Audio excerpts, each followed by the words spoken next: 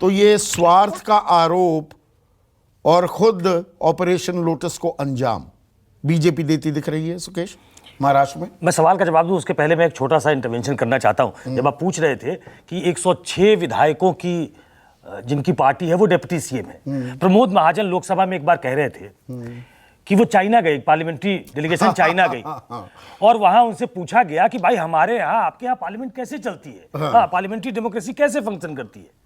तो मैंने बताया कि वो ऐसे समझिए कि मैं सबसे बड़े दल से आता हूं, मैं विपक्ष में हूं, ये फलाने साहब हैं, ये एक छोटी पार्टी के नेता हैं, ये सरकार के साथ हैं, सरकार के बाहर है, और ये जो लीड कर रहे हैं पार्लियामेंट्री डेलीगेशन ये रमाकांत खलप है, ये अपनी पार्टी के अकेले सांसद हैं और ये मंत्री हैं। तो ये प्रमोद महाजन पार्लियामेंट में कह चुके हैं। तो डेमोक्रेसी कई बार ऐसे चलती है, आज वैसे ही चल रही है महाराष्ट्र में।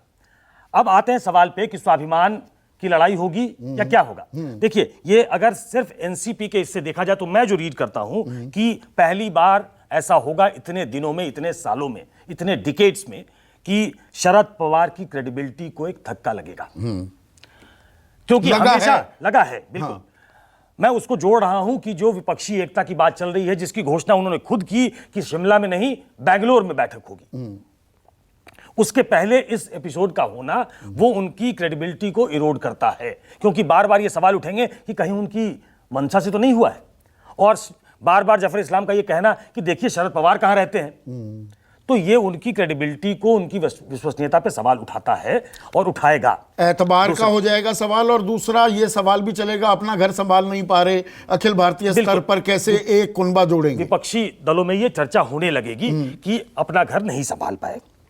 दूसरा, पवार साहब पे पहली बार ऐसा होगा जो कि उन्होंने कहा कि प्रफुल्ल पटेल ने भी मुझे धोखा दिया, तो पहली बार क्या शरद पवार सिचुएशन को रीड नहीं कर पाए, जो सक्सेशन प्लान उन्होंने दिया वो फ्लॉड था, या फिर ये होना ही था इसीलिए उन्होंने सक्सेशन प्लान के तहत सुप्रिया सुले को अधिकार दे दिया था, क्योंकि he was waiting for it, ये होना ही होना है। जो नीरजा जी कह रही हैं कि पूरे महाराष्ट्र में इसकी चर्चा थी, और हम लोग भी अपने सहयोगियों से बात करते थे तो वो बताते थे कि अजीत पवार अलग हो सकते हैं, वो एक बार पहले जा चुके हैं, सक्सीड नहीं कर पाए, लेकिन इस बार वो चले जाएंगे।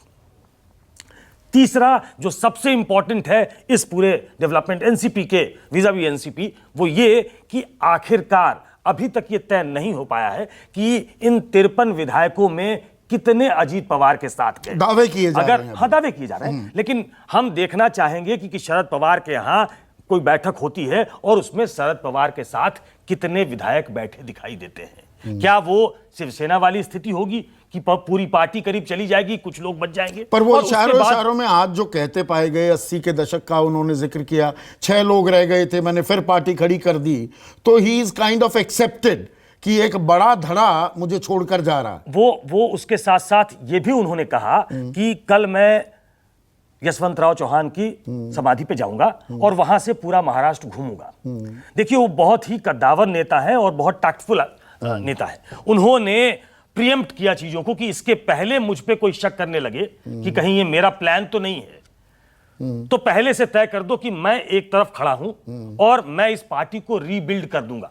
अगर हमारे एमएलए छोड़ के चले भी जाते हैं तो वो सिंपैथी फैक्टर वो लेना चाहते हैं कि पूरे महाराष्ट्र में वो घूमेंगे। आप याद करिए उनकी एक तस्वीर, जब वो बारिश में खड़े होकर 2019 में भाषण दे रहे थे, ईडी के रेड्स की भी खबरें जब चलने लगी तब उन्होंने कहा था बहुत से लोग कहते हैं एनसीपी का फायदा कर दिया बीजेपी ने। बिल्कुल, कि मैं ईडी दफ्तर चल के आने को तैयार हूं, और वो जाने को निकल गए थे कि हम ईडी दफ्तर जाते हैं। तो पवार को पॉलिटिक्स को कैसे मनूवर करना है ये आता है, तो मुझे लगता है कि सिंपैथी फैक्टर काम करेगा, लेकिन उनकी पार्टी में कितने लोग उनके साथ हैं ये उनकी ताकत को आगे दिखाने वाला है। पर बीजेपी के नजरिए से देखें, प्लान बी भी तैयार कर ली कि एकनाथ शिंदे पॉलिटिकल रिटर्न्स नहीं दे पाएंगे तो हम एनसीपी के साथ खड़े हैं। एक और उन्होंने समीकरण जोड़ लिया है क्या?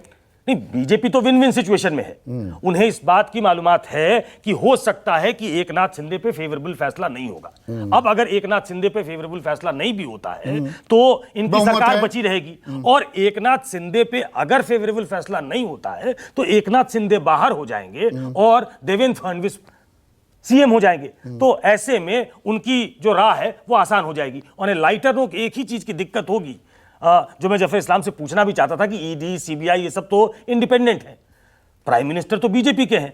अब वो महाराष्ट्र में अगर भ्रष्टाचार की बात करेंगे एनसीपी के, तो मुझे लगता है कि उन्हें शरद पवार गुट कहना पड़ेगा कि ये शरद पवार गुट जो है महाराष्ट्र का, वो बड़ा भ्रष्टाचारी है। तो ये एक संकट प्रधानमंत्री के सामने आ सकता है। जफर इस्लाम जवाब देना चाहेंगे। और एकनाथ शिंदे गुट भी, शिवसेना पर भी आप भ्रष्टाचार के आरोप लगाते थे कि नहीं, शिवसेना उद्धव ठाकरे गुट भ्रष्टाचारी है और एनसीपी शरद पवार गुट भ्रष्टाचारी है, बाकी दोनों पाक साफ है। देखिए, मैंने कहा ना कि ये काम जो है एजेंसीज का है, और अगर किसी पार्टी में कोई, अगर ऐसा किसी पार्टी के मुखिया को लगता था, ये पार्टी के मुखिया को नहीं लगता था ना जफर भाई, आपको लगता था, ये आरोप आपका था, पार्टी के मुखिया का थोड़ी था। निकाल देना चाहिए, उन्हें निकाल देना चाहिए था। अच्छा, आपके आरोपों पर निकाल दें। अच्छा, पर यहाँ पर एक मिनट बस इतना ही रिस्पॉन्स चाह रहा था।